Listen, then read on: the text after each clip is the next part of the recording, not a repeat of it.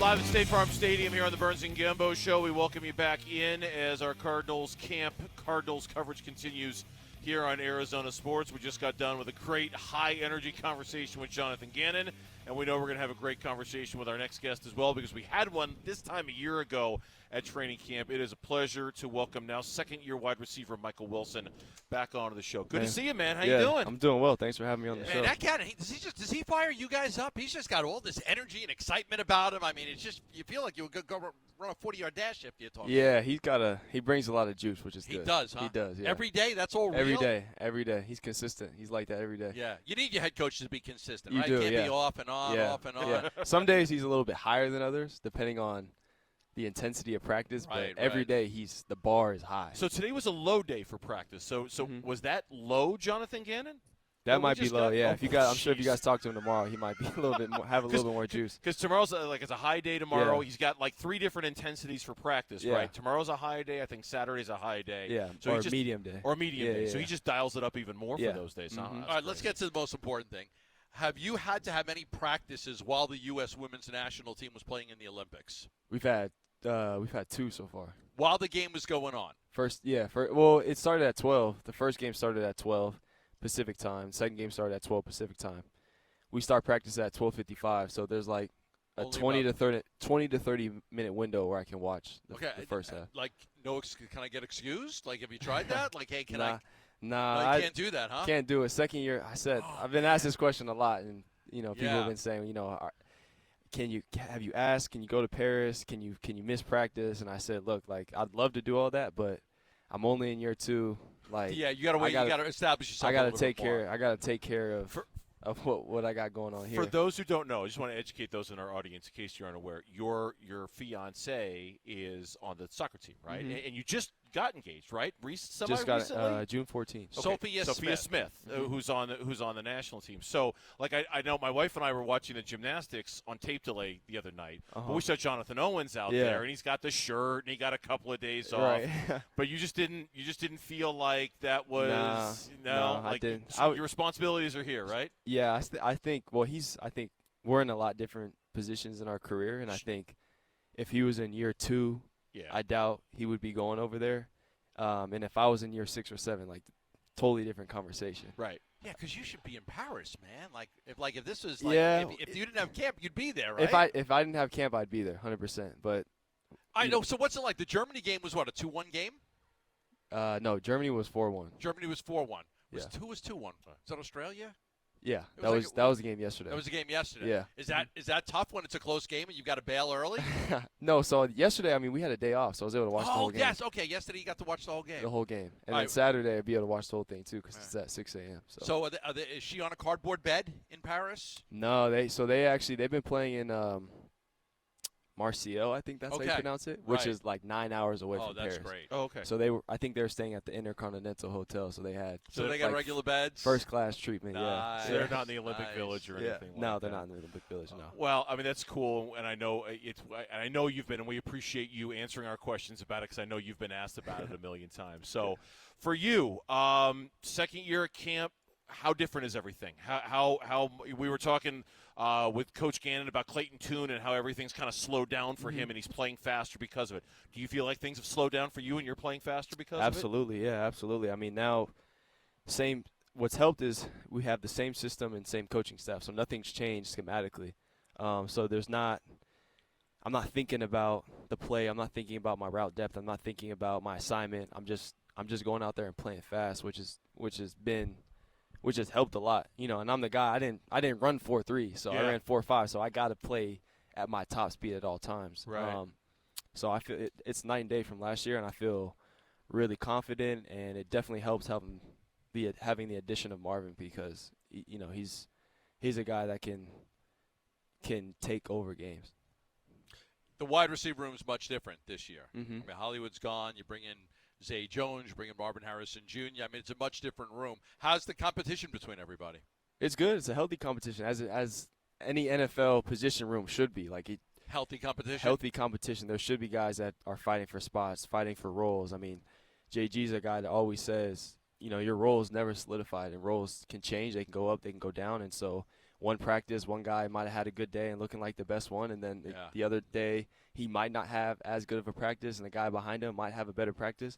And that's how it should be, because like I never want to be in a room where I'm for sure the best one. Like I want to be pushed. I want to look at guys, and Zay Jones has almost had 1,000 yards in his career. I haven't done that, so he's able to do things that I can look at and say, okay, this is what it looks like, right? He signed like a 3-year, $30 million deal. What does that look like? Okay, I see what it looks like. Marvin Harrison drafted 4th overall. Like, what does that look like? This is my first time being around a guy that's been drafted top 5. Okay, but can he look at it like he's the best guy in the room?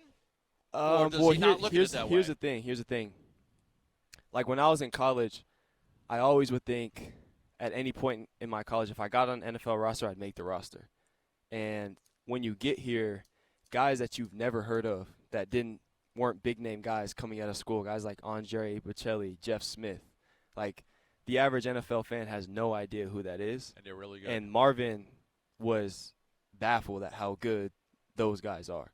Like guys that have been on practice squad for a couple years. Oh. The details of like I said, guys that you'd watch practice and think, he doesn't have a chance of making it. I guarantee you, Marvin Harrison was the best receiver in college football last year. He was blown away by how good Talented. every single guy is. Okay, so having gone through this, and this is funny because this was a question that came up with the coach today during his press conference.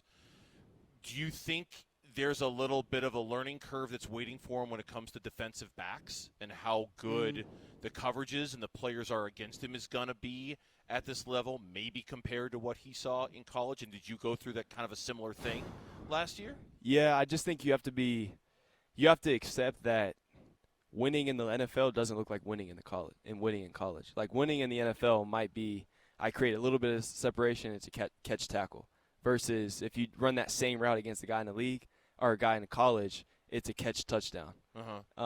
And very often in the NFL do you see receivers absolutely kill DBs, where it's wide open touchdown, 60-yard bomb taken to the crib. You might see that a couple times out of 16 games on Sunday. You might see that happen once. If you're watching Miami and Tyreek Hill. Yeah, you might see it once. Like he's maybe a guy that can do it more consistently. Yeah. But even some of the best receivers, the Devontae Adams, he's not cribbing, catching 60-yard slants and taking it to the crib week in and week out. Like they are in college football. Like they are in college football. Like the best in college football are accustomed to So doing it, you just have to accept and know that not everything is going to look perfect. Yeah. And a lot of times it's just about getting to the throwing spot and making the catch. Yeah.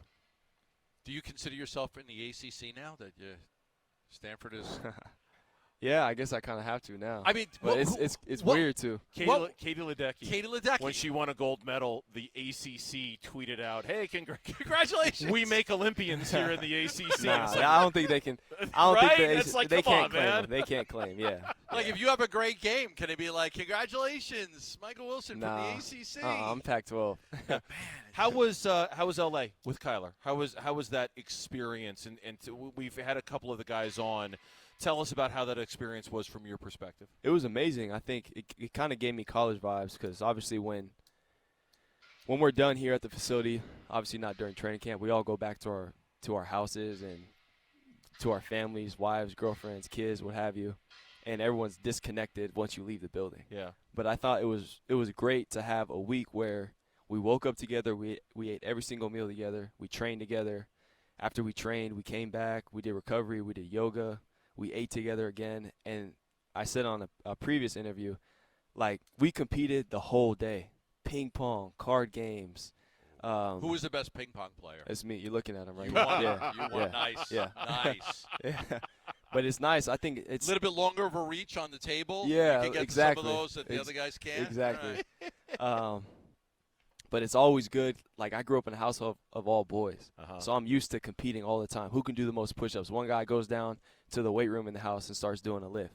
Now all 10 other guys are all doing it. So I think it's great just being around a bunch of testosterone, being around a bunch of masculinity, and just being guys, really. Did you win those push-up competitions? Absolutely. Yeah. Yeah. I win. That's what I do is I win. How many could you do?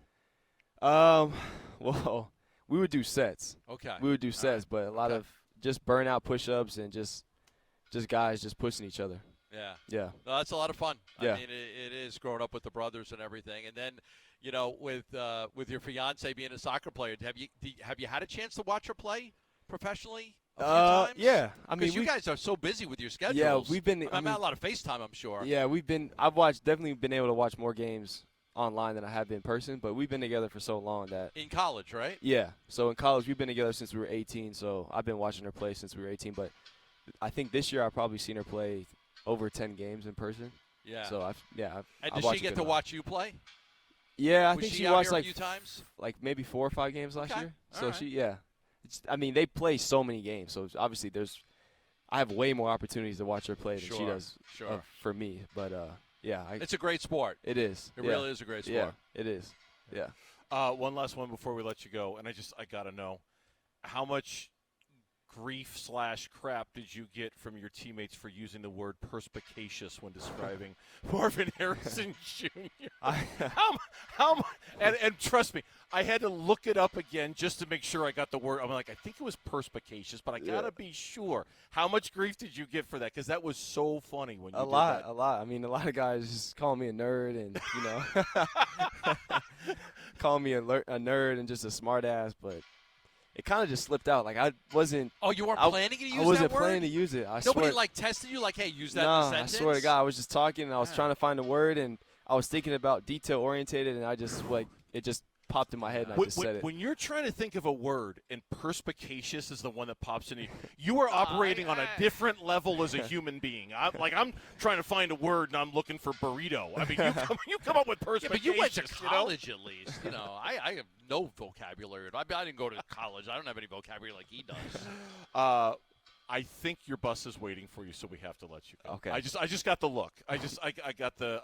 Yeah, I appreciate you guys having me on. No, hey, thank you for coming on. We always enjoy the conversation. Thank you. you. We really do. Appreciate you guys. Michael Wilson, our guest here on the Burns Gambo show, is for live from Cardinals camp, and if we kept you late, I apologize for that. But Thanks for watching Burns and Gambo. Click to see more from the guys and hit the button in the middle to subscribe so you never miss a video from Arizona sports.